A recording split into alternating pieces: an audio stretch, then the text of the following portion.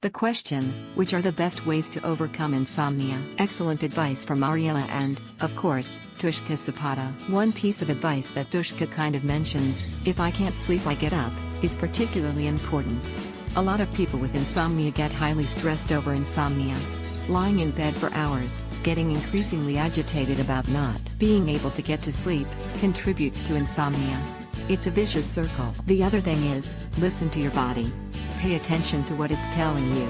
You may not have all the flexibility in the world, but if your sleep cycle is off, beyond trying to correct it, consider coping with it. I know people who stay awake until 3 a.m., and then sleep until 1 p.m.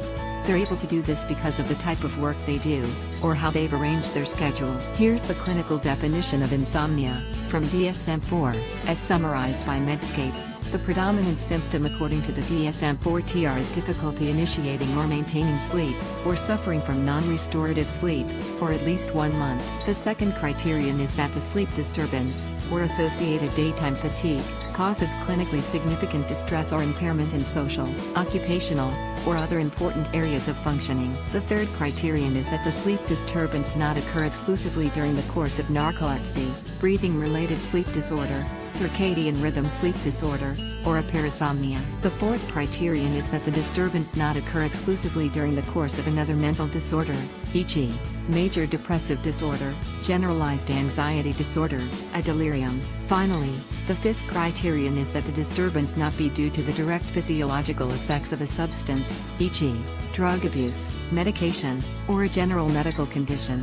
1. You can find the actual criteria here. And while the algorithm physicians use to determine whether someone has insomnia is filled with calculations and numbers, for instance, difficulty getting to sleep 37 nights a week or waking 3 or more times a night or taking more than 30 minutes to get back to sleep, and so on, it pretty much comes down to not being able to sleep when you want to. As I mentioned above, I certainly know some people who'd meet these criteria if they had to go to bed at 10 p.m. and wake up at 6 a.m. But they do just fine on a 3 a.m. to 1 p.m. sleep cycle. Understand, I'm not disputing the existence of insomnia. Rather, I'm noting that the definition addresses a person's inability to accomplish a task when he or she wishes. Insomnia is often the body's inability to adapt to socially prescribed sleep cycles. And why a lot of us don't have this luxury, one way of coping is to recognize your own sleep cycle and try to adapt to it. Example, I work at a place with flex hours. We have to work 7.5 hours a day, plus take a 30-minute lunch, but that day can begin as early as 6 a.m. or as late as 10 a.m. I'd never be able to get to sleep at 8 p.m. to get in at 6 a.m. With those hours, I wouldn't be able to function. And seriously, I'd meet the DSM-4 definition of insomnia.